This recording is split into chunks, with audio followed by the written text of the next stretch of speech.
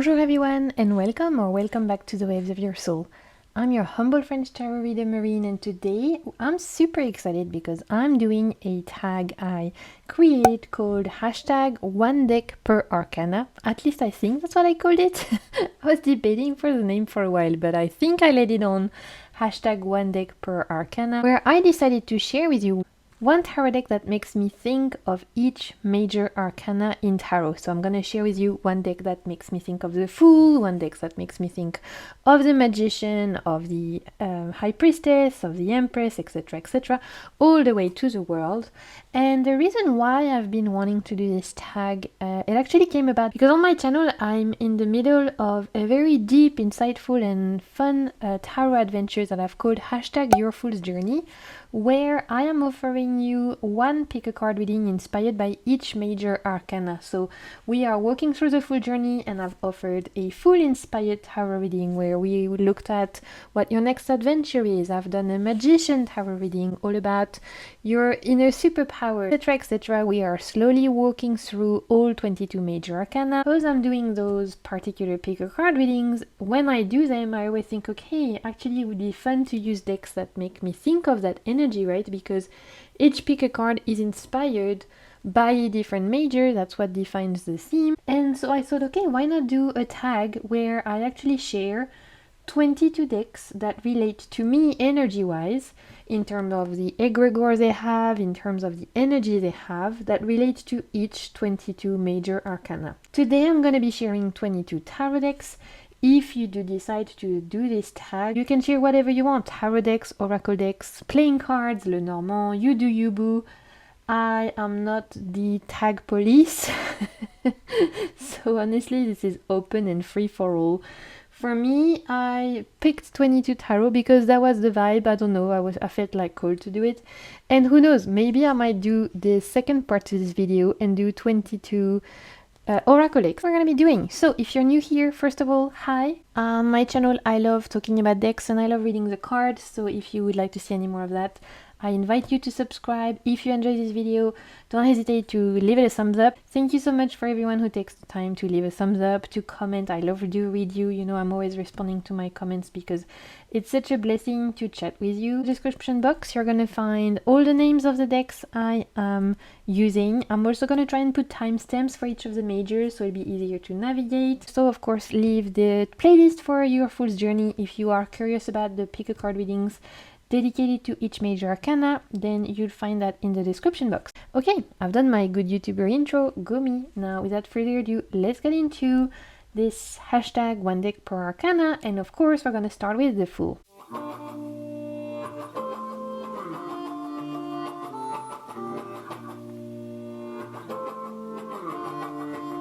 I went to the craft store yesterday and I saw they had those beautiful, it's like half fabric, half wood, and it just gives this wonderful like background. I picked a couple of them, they were super affordable, and honestly it's giving me life. I wish you guys could touch this because it feels really nice, the tactile experience, but it's honestly giving me good vibes for the day. And I also have my current favorite crystal, which is this piece of ocean jasper, which literally looks like it's holding a wave, and that makes me super happy. So yeah, my background right now making me very happy. First major arcana, first tarot deck, we're starting with the Fool. For the Fool, the tarot deck that reminded me the most of the Fool as an archetype, I had to, you guys. The Lord of the Rings Tarot. This is a deck I found on Etsy, so I'll make sure to leave the link in the description box. And this is the epitome for me of the Fool's journey. Why? Well, first, The Lord of the Rings. It's a story full of adventure. And Frodo and Sam and all of them, they really go through the Fool's journey. They really go through all the trials and tribulations before they get to come home. And so this absolutely epitomizes the idea of the Fool, the idea of literally leaving your home, even in The Hobbit, like leaving your home and not knowing when or how you're gonna come back. So the world of Tolkien for me is very Fool's-like in the sense of adventure, of a sense of journey. And if we think of the Fool as like taking this leap of faith, both Frodo and Bilbo leave their home, they go on an adventure. Never in the world can they imagine what awaits for them, the joy and the sadness and the grief and all the tribulation and the danger. And it's kind of like that with the Fool, right? You take that first step and you don't know what you're gonna face. You don't know you're gonna encounter power and death, but you also encounter the beauty of Temperance and the soothing voice of the Empress. And so Lord of the Rings, for me, represents the Fool's journey and also the idea of adventure, of starting something new. So I wanted to include it as my Fool option. On top of that, I think like Frodo and Sam especially have that Fool-like energy. They start off leaving the Shire thinking we only need to get the ring to the elves, for example, and then once they do that, it's like, oh no, we need to keep going. So they have to find that strength within to continue the journey, just like the Fool does. Of course, the other hobbits, Pippin and Merry, for example, they represent the naive type of the Fool that's like foolish, right? They make a lot of mistakes, and sometimes they act a little bit foolishly, is that a word? So yeah, I think the Fool pick had to be my Lord of the Rings tarot. There's a couple of spelling mistakes in this deck, but it doesn't really bother me at all. I just always mention it because I know it's gonna bother some people. And this has characters from the 3 books. So we have the Silmarillion, we have the Hobbit, and we have the Lord of the Rings. So this is my choice for the Fool. Let's move on to the Magician. The Magician talks about our ability to connect to magic, right? To manifest into the world our reality. Of course, the big side of the Magician, at least for me anyway, is relies in the concept of magic, of tapping into our inner magic. So I had to choose for the Magician Le Tarot Arthurien by Claire Duval and the illustrations from Anna Tourian. So this is a French mass market deck. This was sent to me by Claire. You can find this on amazon.fr, and I think that there's talks of potentially translating it in English. This definitely has a strong magician type. I mean, it is, as the name suggests, the Arthurian tarot. It's based and rooted in the stories of Arthur and Merlin and, you know, Morgan Le Fay and all of those. And so, of course, for me, this world is a world full of magic. We're talking about fairies, we're talking about Merlin, and we're talking about you know, the round table. There's just so much magic there with Camelot and the Holy Grail and the quests and knights and story there. I think as a world it has also created so much, right? There's so many books, so many TV shows that are inspired by Merlin and King Arthur.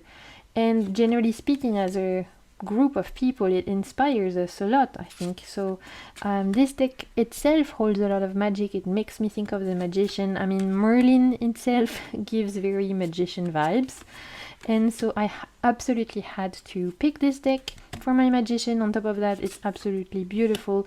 The guidebook from Claire is one of the best guidebooks for me that exists mass market. It is full of information. It is wonderful to learn about the Arthurian myth, but it's also wonderful to learn tarot.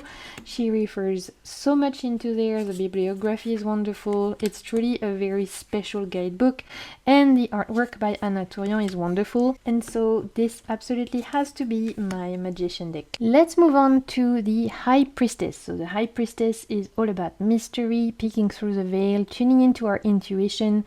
She's very secretive and mysterious, and she stands at the border between our world and the liminal world.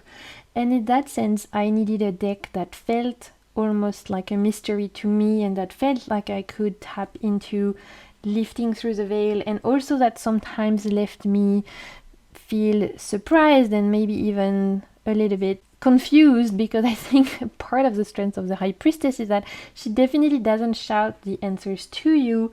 She is much more likely to whisper them, and so it's easy for us to miss the wisdom of the High Priestess if we don't stop, quiet our minds, and pay attention to our intuition.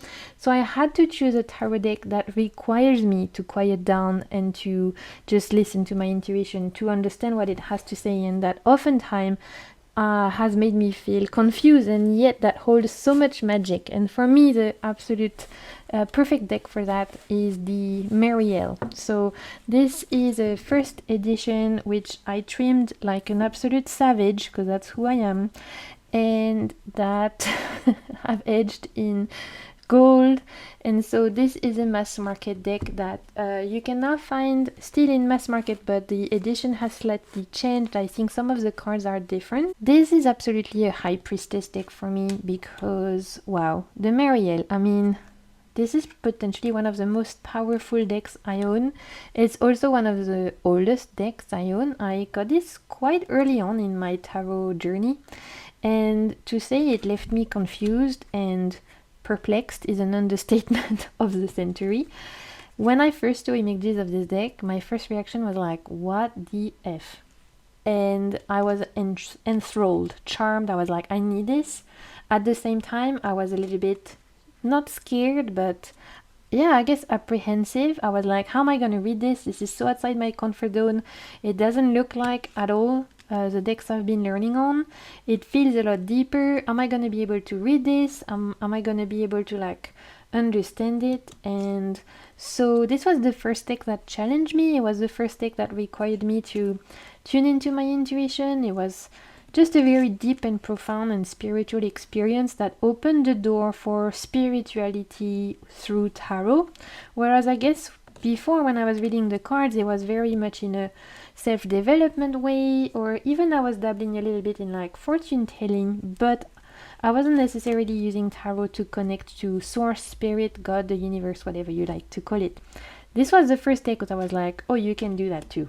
And this does it really well. So of course this is my High Priestess deck because it requires, when you read this deck, to quieten down. It requires you to listen to your inner High Priestess.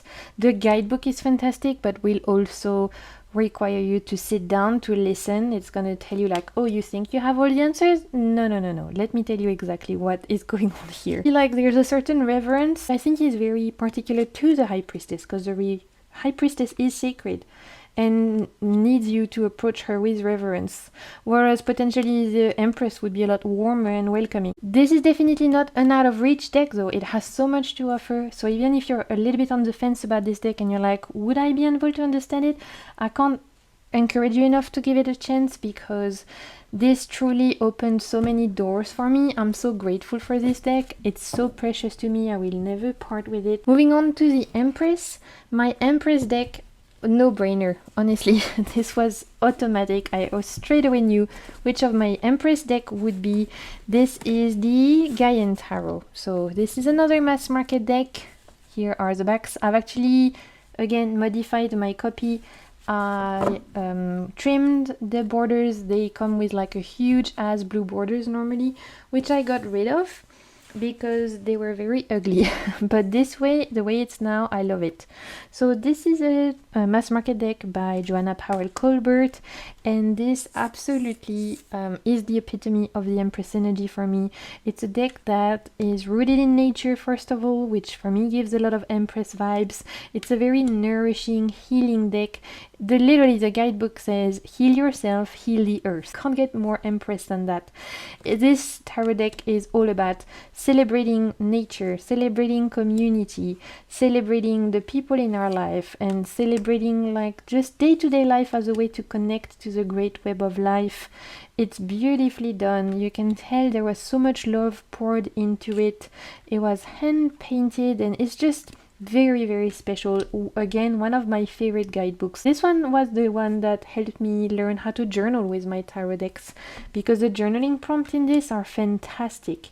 And I still enjoy going back to it and opening the guidebook, and it's just a very beautiful experience. There's so much nourishing abundance, love, gentleness in this deck, and it's such a celebration of nature and of Mother Earth and of Gaia, right? That this absolutely had to be my Empress deck. 3 of Cups with those little otters. I can't. I love otters. If you are wondering what I do when I am on my phone, 99% of the time I'm either watching corgi videos or otter videos on Instagram.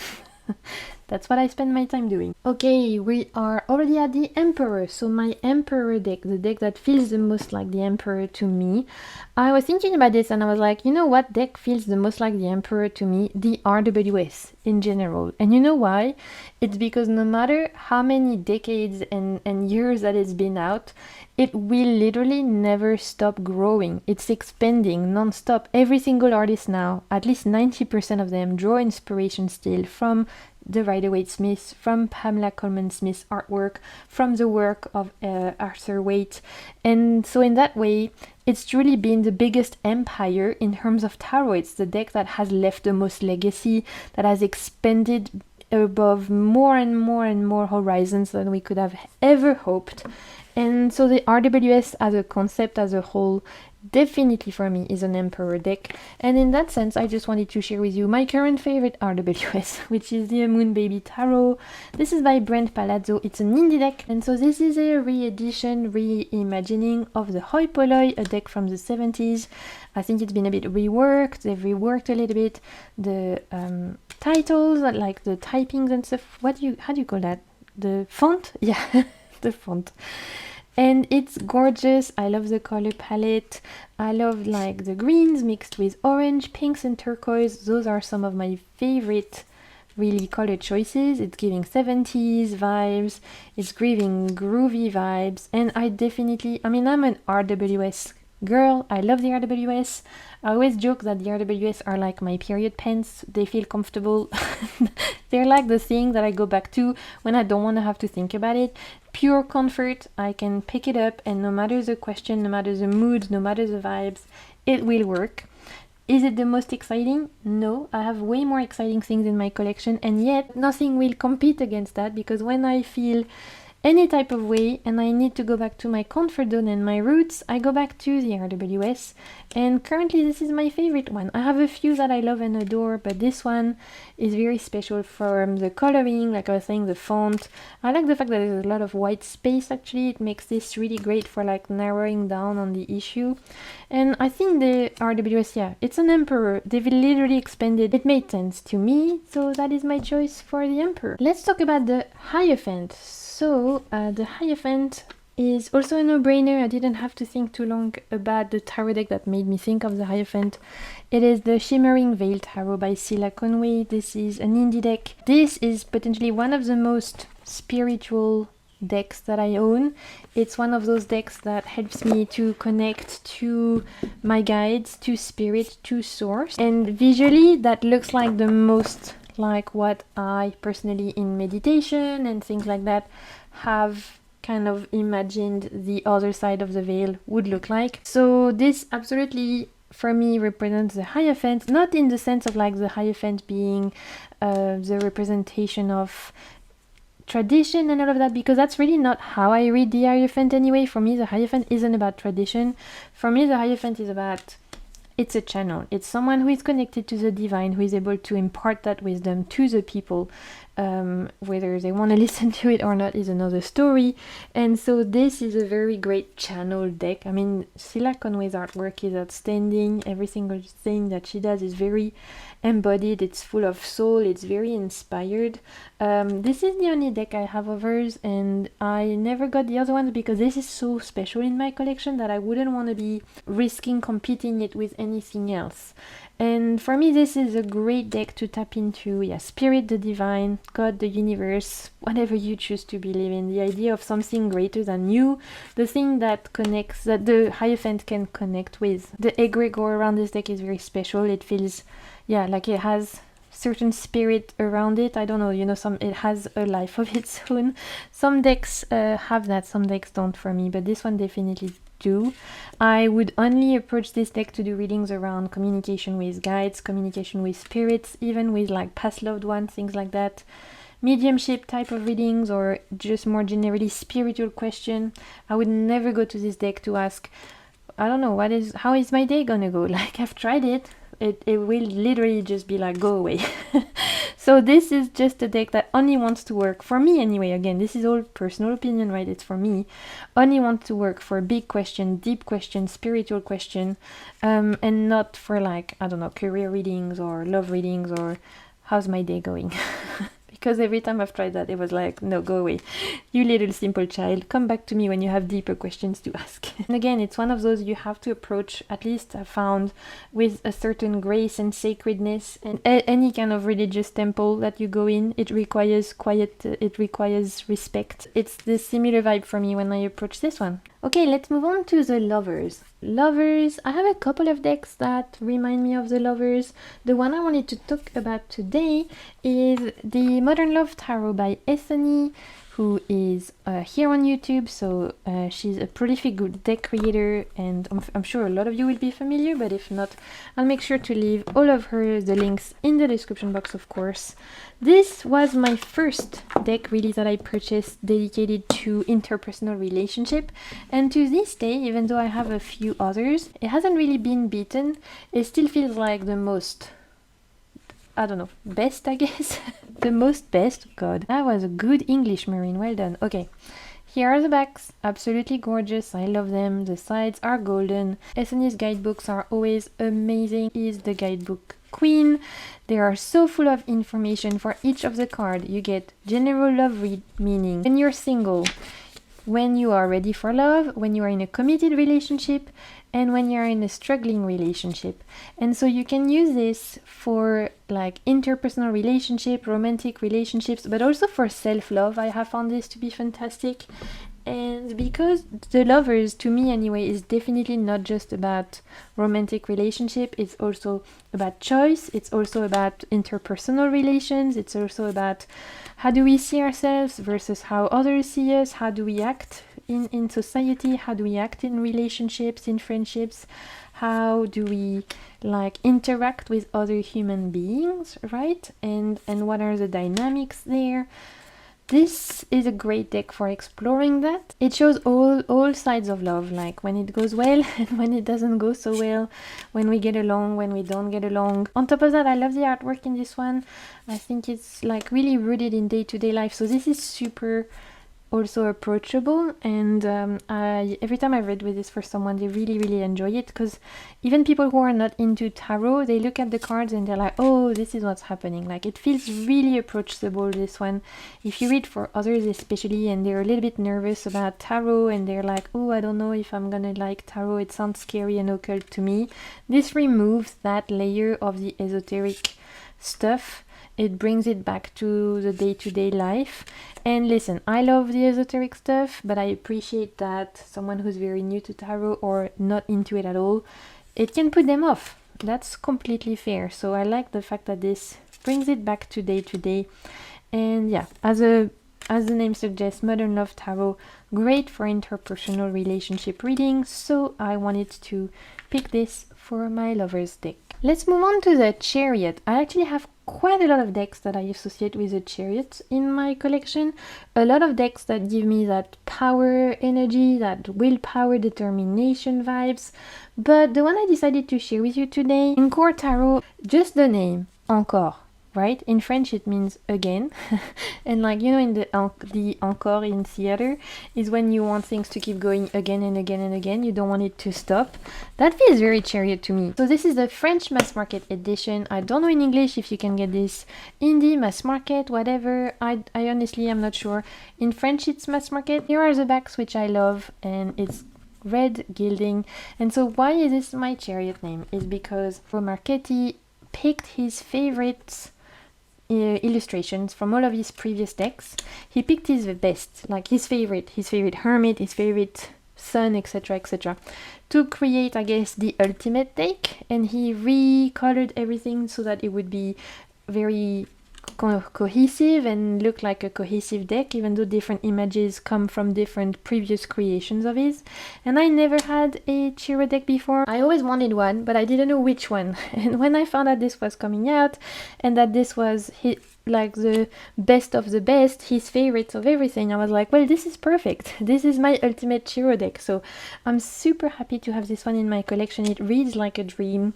And the idea of having an encore, the idea of like, you had certain things and then you're able to like give them new life, to create something else, to keep going.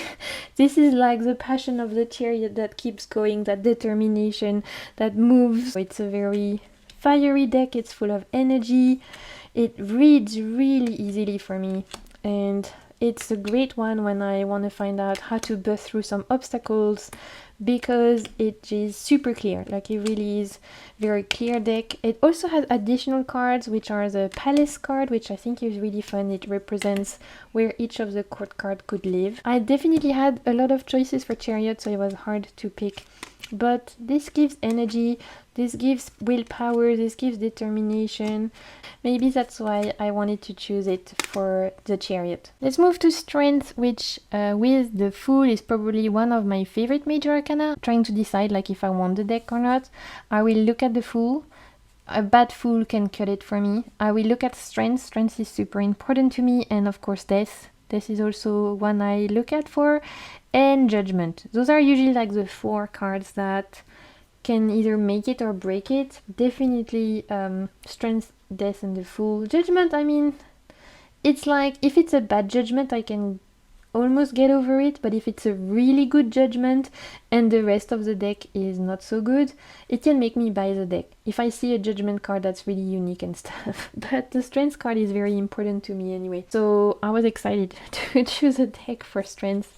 And again, it was a no-brainer, because ever since I've been talking about this deck on my channel, I always said it made me think of Strength, and that's a Bimit Tarot, Big Mice Tarot. This is an indie deck that I discovered this year, and oh my god, you guys, if you are remotely used to my channel, if you've been here a little bit, you know I've been blabbing on about this pretty much all 2024. I got the big one, which is regular tarot size. They've called it Big Mice Tarot, but you can also get the Mimit one, which is more pocket size. Personally, I found out about this deck super early in 2024, I think January, and it was a Kickstarter originally that I missed.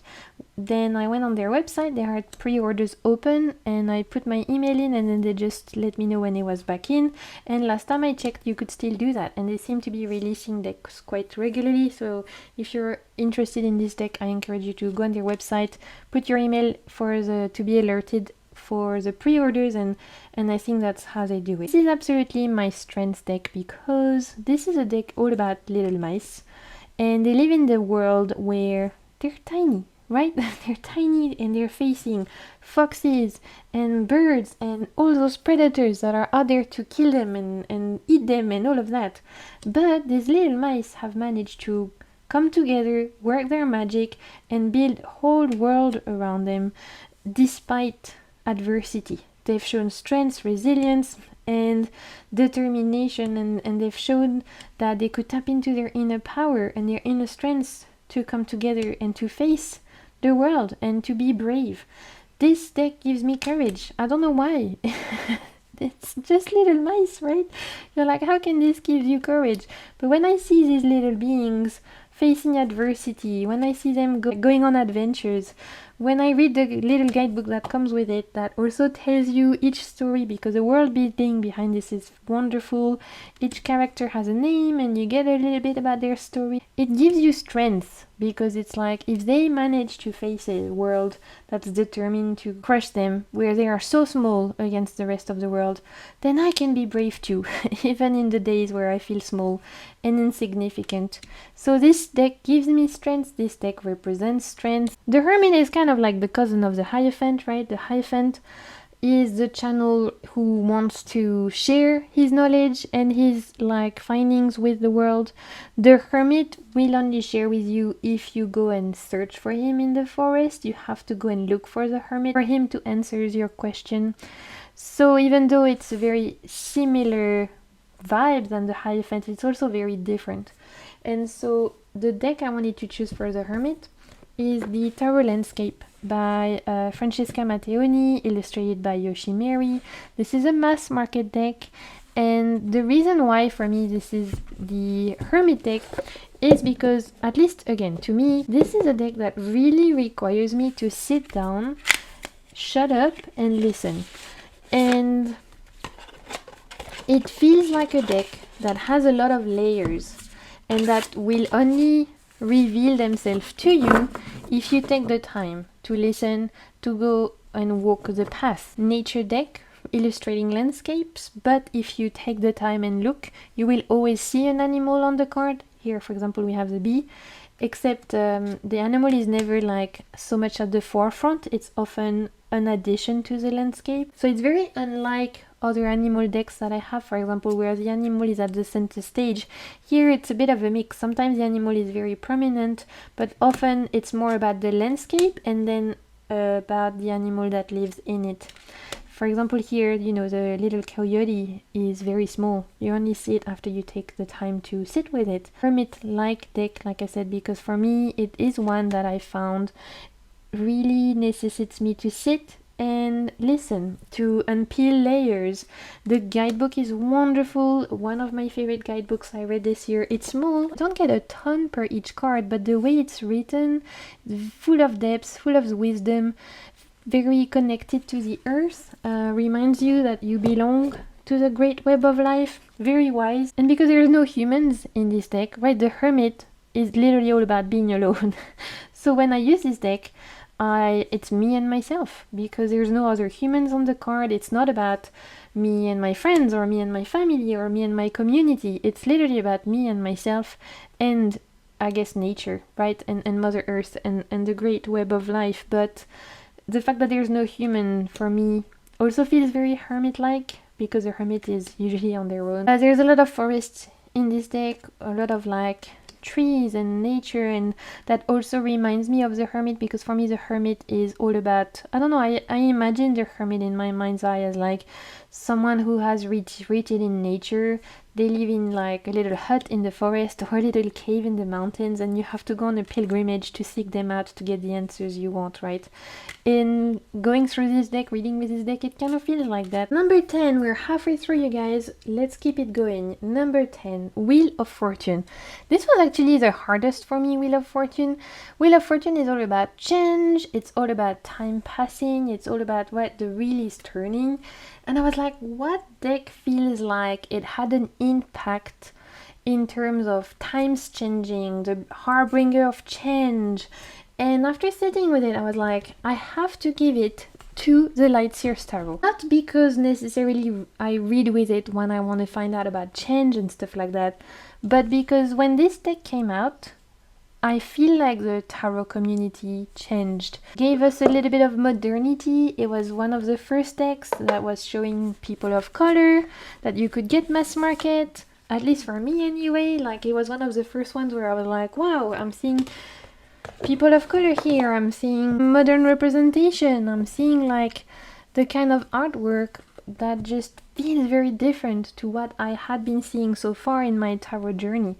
And I think for those of you who have the Wild Unknown Tarot, I totally could have given it to the Wild Unknown as well. I mean, the Wild Unknown in the tarot community, it was a big change as well. It was like the first tarot that really was modern and reinvented, and it opened a lot of doors for us.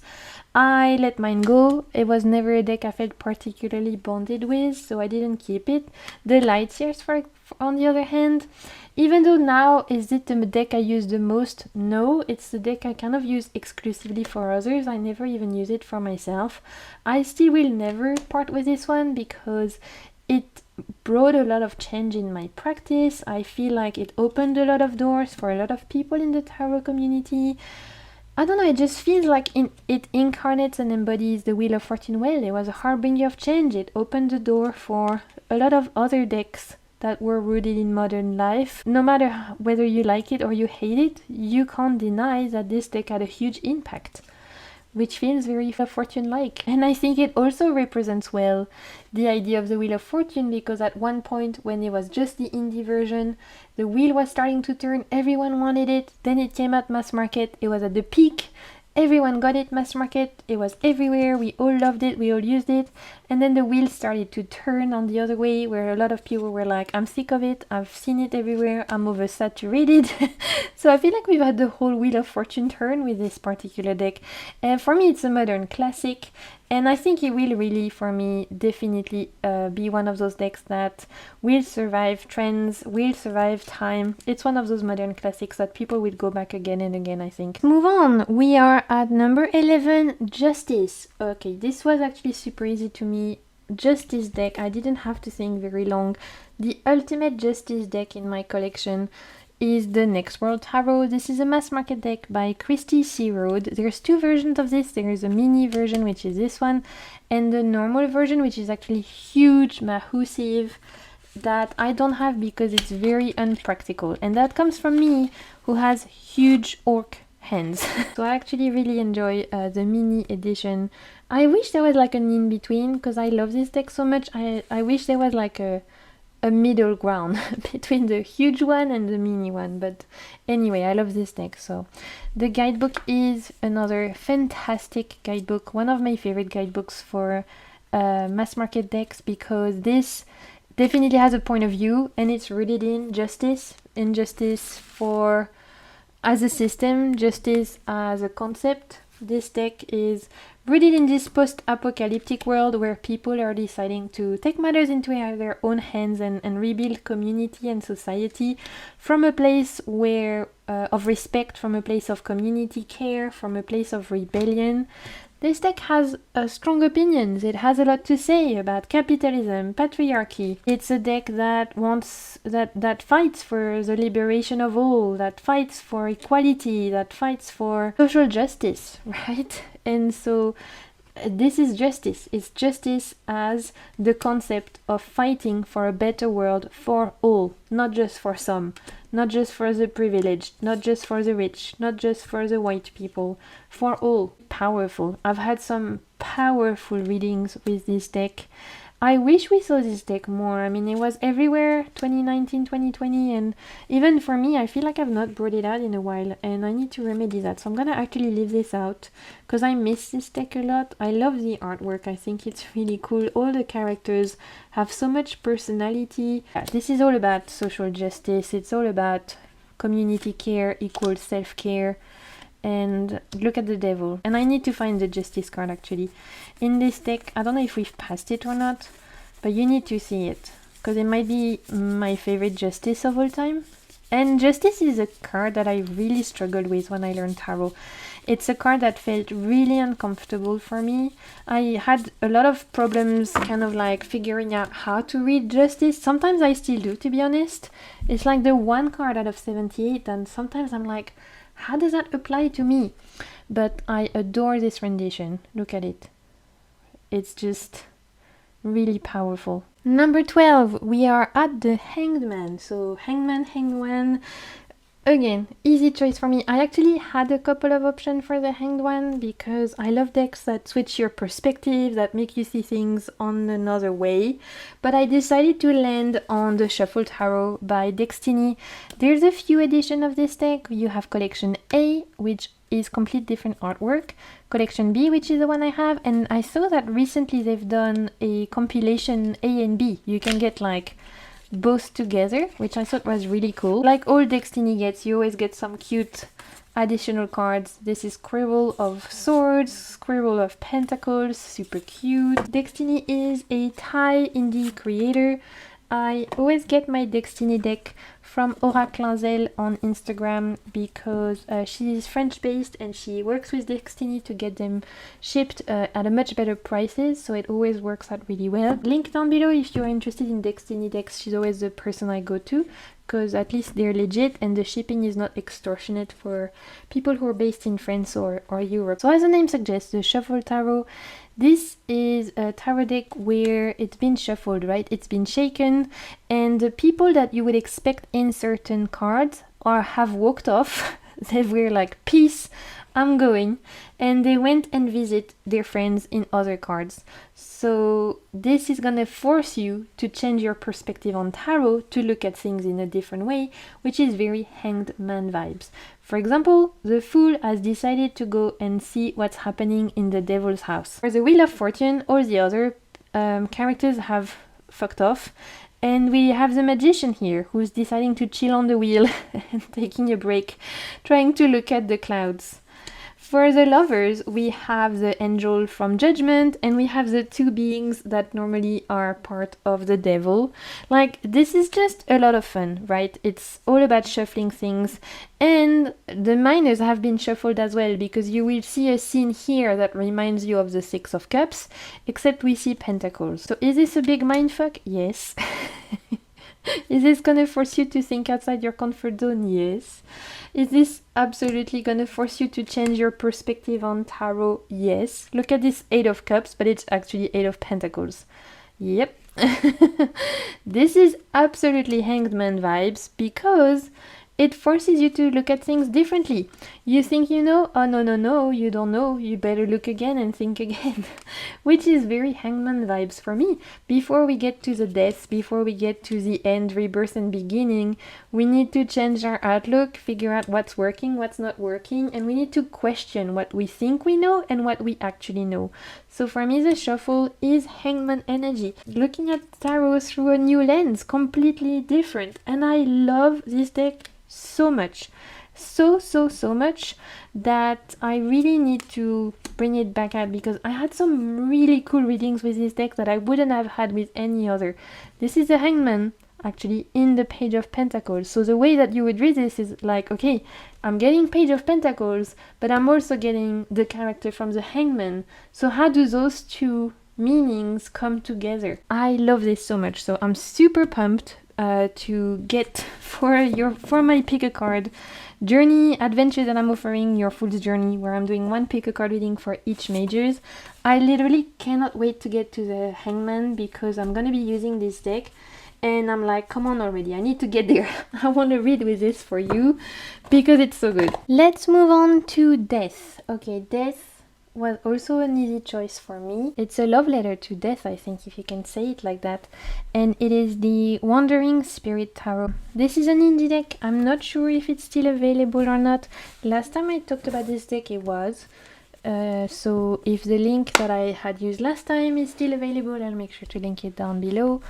This is what the box looks like. And wow, this is a very special tarot deck, because yeah, this is a dedicated to death. This is a love letter to death. What it looks like, you're gonna completely understand why this is my death choice. So the way that this is set up is that on every single card you have a girl and you have a skeleton, and this is so profound because the person who created this created it when I believe they were going through grief. They had lost a few people that they cared about in a row, and part of their way to work through grief was to create this deck.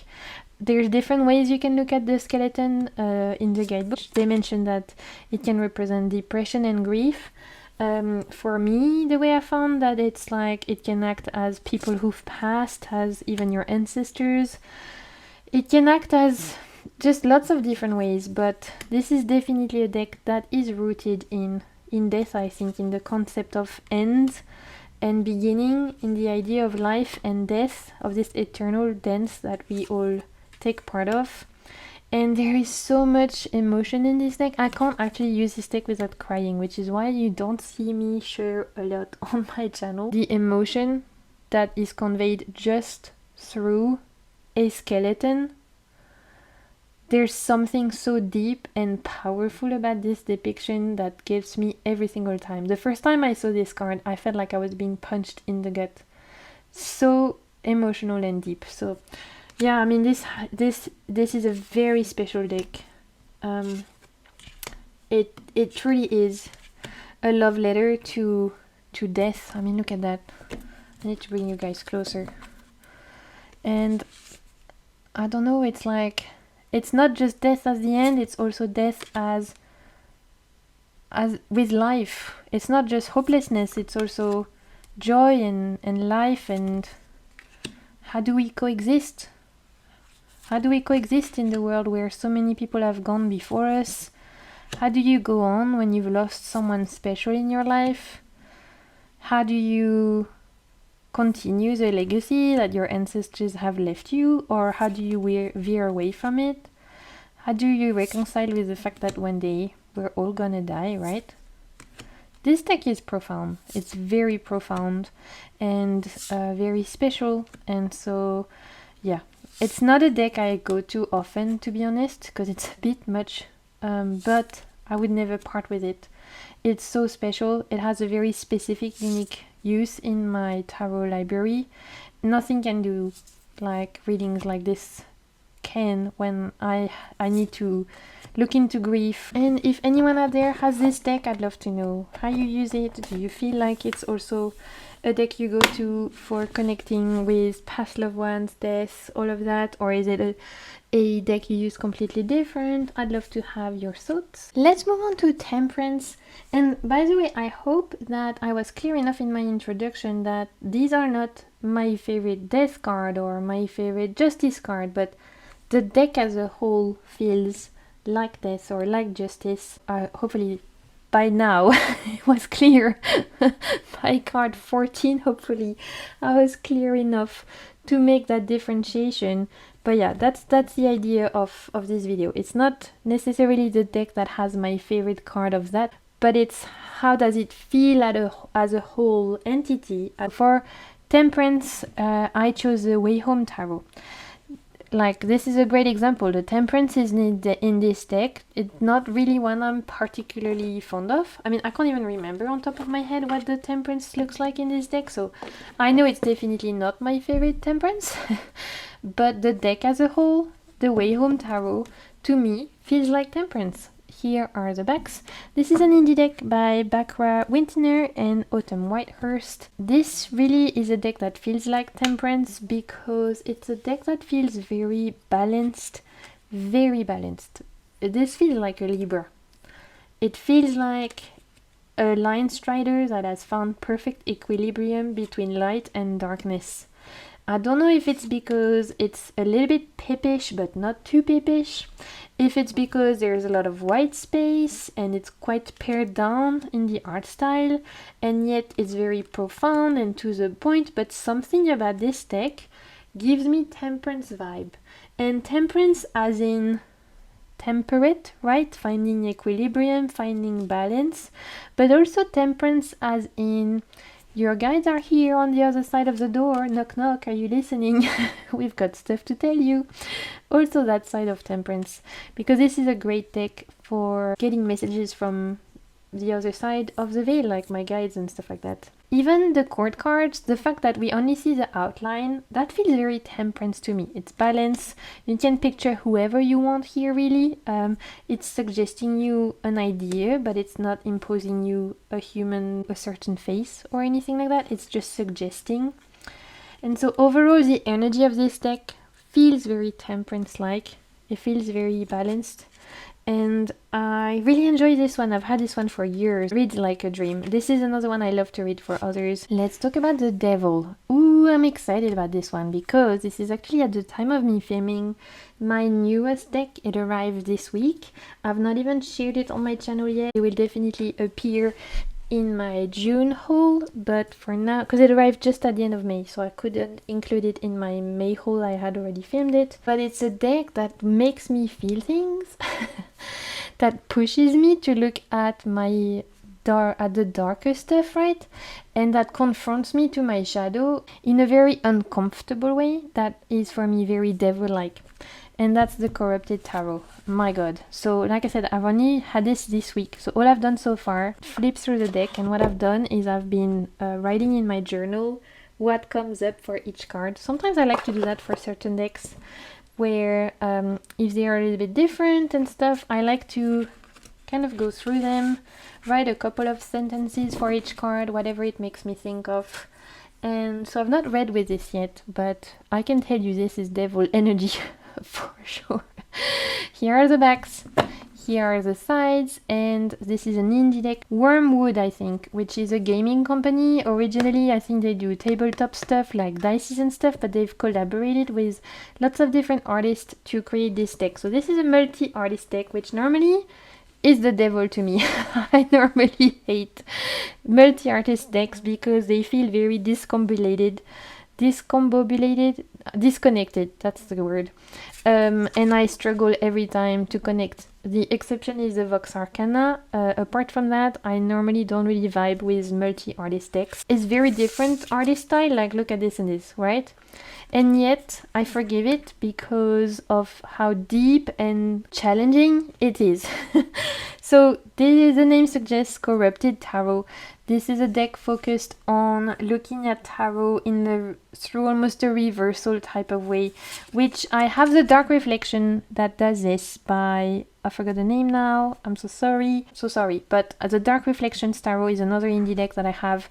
It's one artist this time, and every single card depicts the reversed meaning of that card, and I almost picked that for the devil, but because this was new, I kind of wanted to show it. So the Corrupted Tarot won, and also because right now I'm journaling about this, writing for each card, and because it's like really pushing my buttons, this one, this had to be my pick for the devil. I find some of the imagery hard to look at, and this is when I know a deck has a lot to teach me. Over the years, I have found that decks that I feel morbidly attracted to and yet that make me feel things that I'm like, ooh, I don't know about that, usually have a lot to teach me. There's a difference between a deck that I'm like intrigued by but also repulsed by like this one, and a deck where I'm only repulsed by, like the Somnia Tarot, where it's just a big hell no. Like the Somnia Tarot, I can't, you guys. I cannot. All of those people that have bags over their heads makes me feel like I can't breathe just thinking about it. I need to go and get my inhaler. Just a pure hell no. This, it's not hell no. It's like, ooh, I feel uncomfortable and yet I can't stop looking at it. So this is how I know it has something to teach me, right? And everyone is going to be different. You need to know you need to know what's working for you and what isn't. But for me, like the Checoli Tarot is in that category of like, oh, I don't know if I like that. I don't think I like that. But at the same time, I can see it has something to teach me. Deviant Moon is another one. I really didn't like the artwork. I'm sorry. I found it really put me off. And yet this deck really gave me profound readings and is one I still go to when I need to look at my ish. So this is my devil deck because as you can see, the Corrupted Tarot, ooh, it's not for the faint of heart, honey. It is not for the faint of heart. I don't know if you've seen the Hangman already, but yeah. We need to look at the Ace of Cups. I had such a strong reaction. Yeah, look at that. Literally someone feeding off themselves. Leech on their own arm, feeding off themselves. They're drinking their own blood. They're so self-absorbed that they're literally vampirizing themselves. This is the devil. This is the devil. This is like, here's all the fucked up shit that you do that you need to stop doing. But also here's all the good things, all the golden nuggets that are hidden in your basement. Like if you don't go and visit your metaphorical basement, you're never gonna find the treasures that are hidden in the basement. But to find the treasures, you need to go through the dusty boxes first. This is one of them that's like, let's take a walk in the basement, see what's happening there. Maybe we find some delicious treasures. Maybe we find some ghosts that you need to release. So yeah, look at this 8 of Pentacles. Talk about being chained to your work. Being literally chained to your work. Ouchie. Ouchie for my peeps out there who are over-committing to their work, who are letting their work take over. Yeah, big ouch. So the Corrupted Tarot, absolutely a devil deck. Let's move on to the Tower. Honestly, Devil, Tower, all of those I'm super pumped about because those are all themes that we're in the deep of the stuff now, right? And it's interesting to see what decks you feel have that kind of energy. The deck for me that gives Tower energy is one I've just talking about, the Deviant Moon by Patrick Valenza. I don't like this deck. I don't like it. And yet I have it and I can't get rid of it because I use it. Every time I use it, I get mad, but I can't stop. And I'm grateful it exists. And I'm in awe of how Patrick Valenza's mind works. I think he's definitely a genius. But is it like a deck that I'm absolutely in love with, that I want to use every single day. Hell no! Not today, Satan. Like, look at this. You want me to be doing daily draws with this? Absolutely the fuck not. However, when we're talking about the tower in a vibe of destructing your construct, this is it for me, because I resisted this deck for so long, because I found the artwork disturbing. I was looking at it and I was like, absolutely the fuck not. Not for me. And then I kept hearing people talking about it and I was like, okay, I need to give this a go, I need to give this a go, I need to make my own opinion. So I deconstructed my own vision. I had to burst through, break down my freaking tower to work with this deck. It was challenging and it wasn't a pleasant experience, but it taught me a lot. And it's still one that I go to when I need to face the truth. And guess what? The tower is all about that. The tower is a truth revealer. It's about what remains once the rubble has settled down. Once all the shit and the construct and the illusion and the lies have exploded in your face, what are you left with? This is what you're left with. Your true self. It's ugly. It's disturbing. But it's part of you. You need to look at it. And so this for me is absolutely a tower deck. And I know a lot of people love this deck for every day. Like I've seen people who do use this deck for everything. And you know what? Each to their own. Everyone is going to be different. For me, there's something about the artwork, the figures and stuff that I find deeply disturbing. And yet I'm so grateful to my past self for making myself work with it, because I would not be the reader I am today if I hadn't used this deck. So this is my tower deck. It's uncomfortable, it explodes in my face, tells me stuff I don't necessarily want to hear, but that is always for my highest good. And that is the tower at the end of the day. Done the tower, let's move on to the star. Oh, nice little break from the dark stuff. Let's move on to something a lot lighter and sweeter and gentle. The Gentle Tarot by Mary in the Sky. This is an indie deck. This is absolutely the star. I mean, I almost put it in the Empress. This could have really been an Empress deck, because I think it also gives that gentle, nurturing, kind energy. Here are the backs, by the way. And this is the pocket edition linen. But there's like different editions you can get. And I think the creator is working on, or has just launched maybe at the time of me filming this. I don't know when this is coming out. An Oracle deck on Kickstarter is coming, and I think she's reworking the Gentle Tarot, so there's gonna be different editions coming out. The Gentle Tarot. I almost put this as the Empress, like I said, because it does give gentle Gaian Mother Earth vibes, but this also is a deck that, after you've gone through the harshness of the tower, will give you the soothing, healing, and kind energy of the star.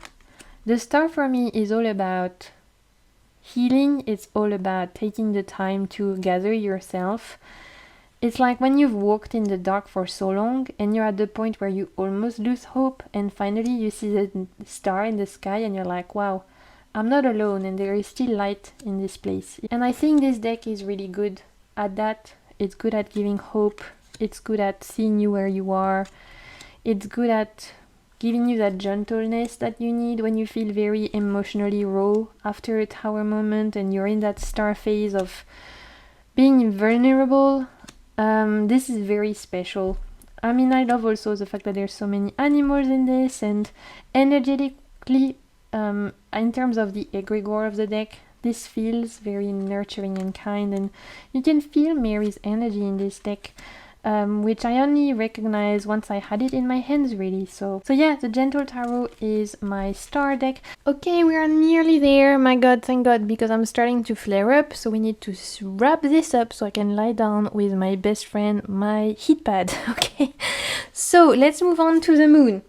The moon, I chose Tarot of the Sweet Twilight. This is a Lo Scarabeo deck by Cristina Benintende, and this is the moon for like diving into your subconscious, facing your fears, and looking at what's lurking that's a bit weird in your subconscious. When I think about the moon, yeah, I think about facing my fears. I also think about diving into my subconscious. For me, the moon is also strongly associated with dreams, not necessarily nightmares, just dreams in general, just the weird and wonderful world of your subconscious.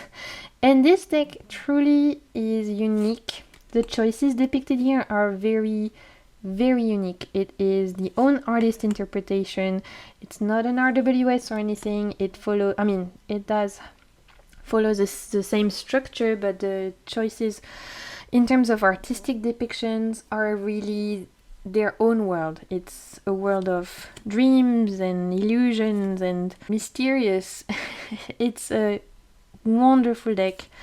I adore it. It gives some profound readings. It tells a lot of stories, but it's definitely a little bit weird, and it gives me the moon vibes.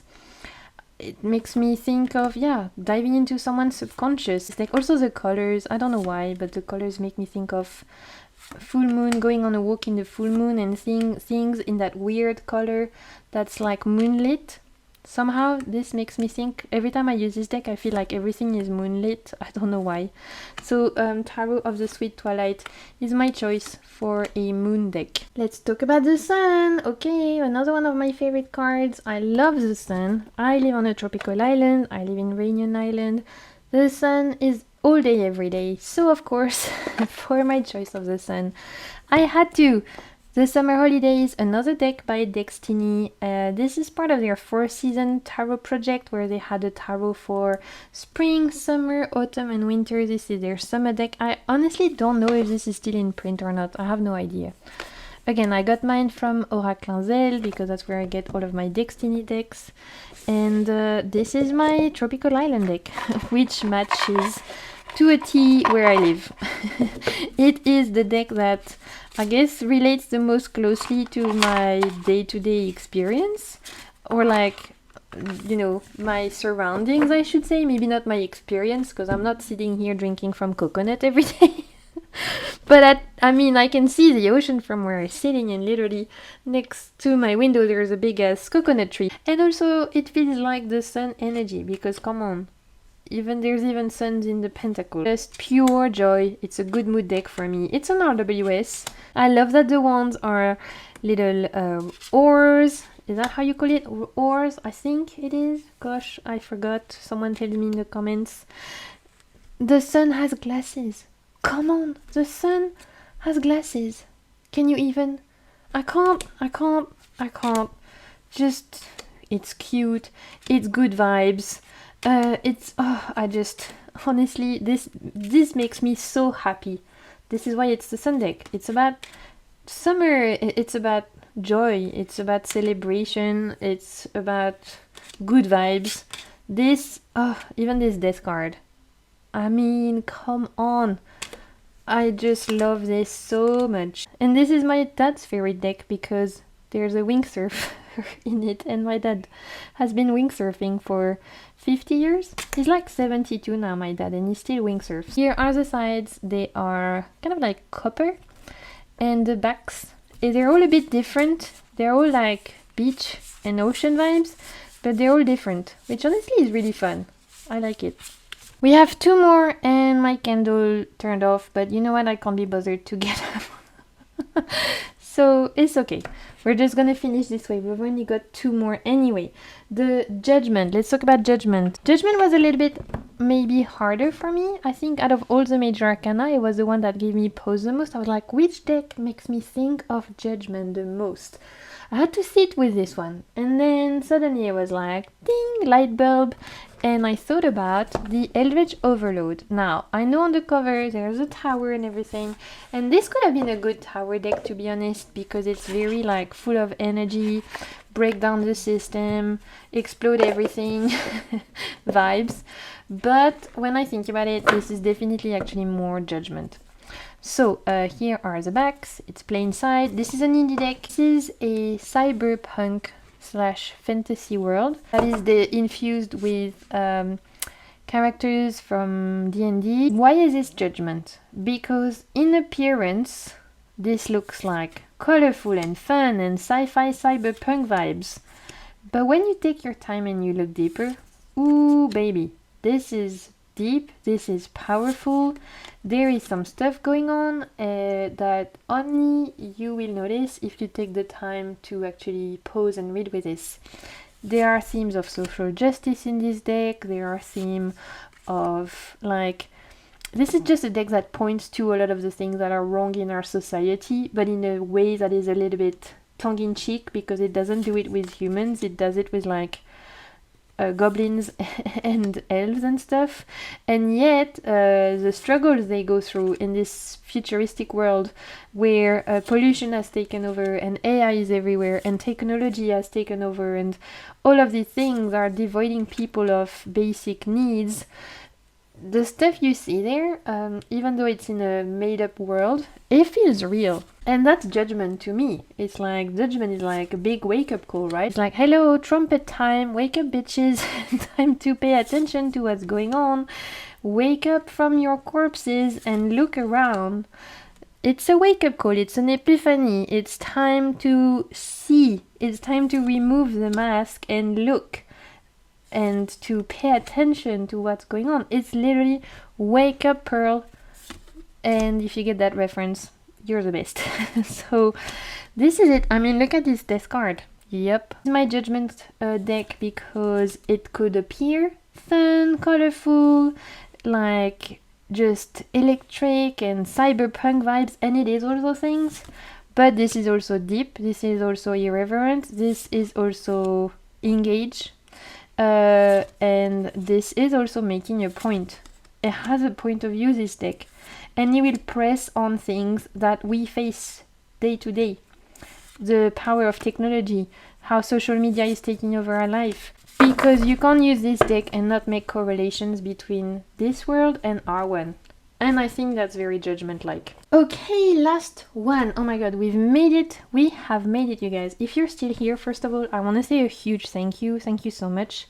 And if you're still here, I would love it if you could comment a little wave emoji in honor of my little ocean jasper here. It will let me know you have made it through the video. It will let me know you watched it till the end, and it will make me super happy. So definitely comment a little wave emoji if you're still here. Okay. The world. This is very on the nose, but it's also the deck that makes me think of the most of the world, and that is the Naturescapes Tarot. This is a deck that you can get on Make playing cards. All landscapes, all images of that were chosen to fit each of the tarot archetypes, and this is a huge favorite in my collection. This is a deck that, again, I'll never part with. It is very safe in my collection. I adore it. And it makes me think of the world because it's literally a collection of the world that we live in. Honestly, using this deck makes me think, wow, how lucky are we to be on this planet? And I know the world can feel like a trash can on fire sometimes, and especially when you're watching the news. But using this deck, it kind of reminds me how beautiful the world is, how lucky we are to be here, and how we shouldn't take it for granted at all. Because look at this. Look at this gorgeousness. Look at this beauty. Look at this grace. It's just, I don't know, pure magic. The world is beautiful. Earth is beautiful. We're so lucky to be here. And this deck reminds me of that. It's so clever, this deck. I can't say this enough, but you can tell the person who created it really understands tarot, because even though just images of landscapes and stuff, it makes so much sense. I see the Six of Swords. I see the Five of Cups. Like, it's genius, this deck. And for me, it really is a great representation of the world as the completion, as a world as like a celebration, the world as like community as well. This is all of us, no matter your size, age, ethnicity, where you live, what you believe in. We are here. We're part of this, all of us, every single one of us. And that's special. And that's the world. The world is about connection. It's about remembering we're part of the great web of life. And this deck is just a beautiful celebration of that. I'm gonna leave you on that because I'm starting to flare up and I need to lie down. But I hope you enjoyed this epic long video. I would love to know what your choices would be in the comments if you want to share. You don't have to share all of them if you just want to tell me like your Chariot or your Justice deck, for example. And of course, if there's anyone out there who wants to do this video, feel free to use the hashtag onedeckperarcana. Again, you can use tarot, you can use oracle, you can use Lenormand, you can use playing cards. You don't even have to do all the majors. If you don't want to, you do you, boo. This is what I always say. Hope that it was fun to see, and I hope you enjoyed this fun little challenge I gave myself. Until my next video, I want to thank you so much for being here. I'm sending you so much good vibes, and keep navigating the waves of your soul. Bye!